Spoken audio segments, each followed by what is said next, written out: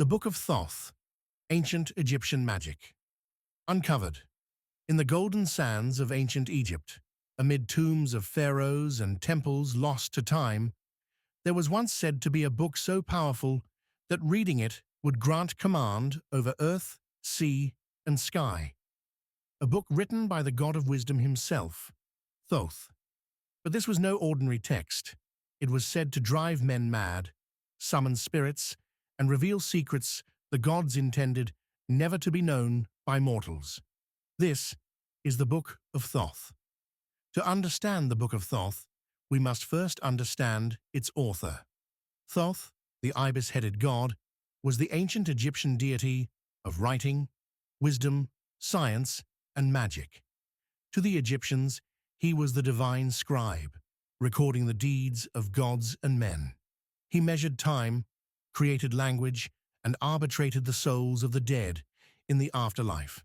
In many texts, he is portrayed as the mediator of cosmic balance, or Ma'at. He wasn't just a god, he was the inventor of thought itself. Legends say Thoth wrote many sacred texts, but one was far too dangerous for human hands: the Book of Thoth. According to ancient legends, the Book of Thoth contained two major spells, one that allowed the reader to understand the speech of animals, another that enabled them to perceive the gods themselves. It was said to be kept in a golden box within the Nile, protected by serpents and curses. Its power was so great that even touching it brought misfortune. But did it ever exist? Historians believe the Book of Thoth may have been symbolic, a representation of sacred Egyptian knowledge passed through generations in priestly circles. Over 200 magical texts, medical papyri, and ritual scrolls have been unearthed that carry Thoth's name.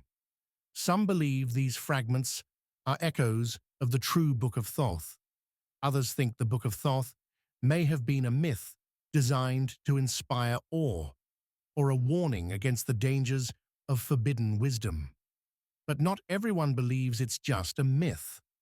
In an ancient Egyptian tale dating back to the Ptolemaic period, a prince named Setne Khamwas, son of Pharaoh Ramses II, sets out to find the Book of Thoth. Setne is a learned man, a magician and priest. He discovers that the book is buried with a powerful magician called Naneferkaptah. Defying warnings, Setne unseals the tomb, takes the book, and opens it.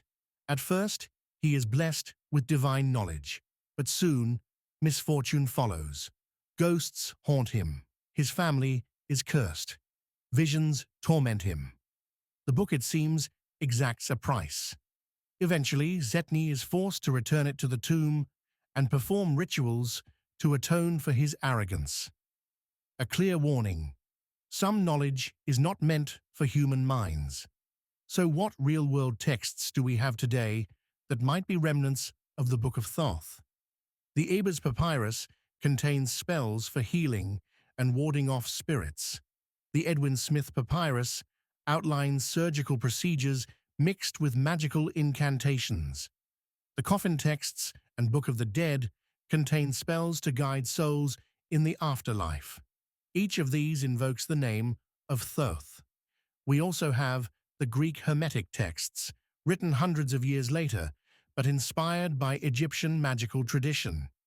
Could the Book of Thoth be the archetype behind all magical texts? Was it the origin of the Western occult tradition?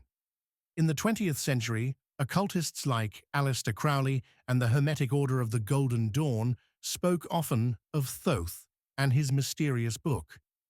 Crowley's Thoth Tarot deck is based on Egyptian symbology and magical principles supposedly derived from ancient knowledge. In fiction, the Book of Thoth appears as a cursed tome, a plot device in horror, and a symbol of arcane power. But even today, people search for it, not in tombs, but in fragments of ancient wisdom, in lost papyri, in alchemical manuscripts, in secret societies. Some say the Book of Thoth lives on as an idea, a key to unlocking the ultimate truths of the universe.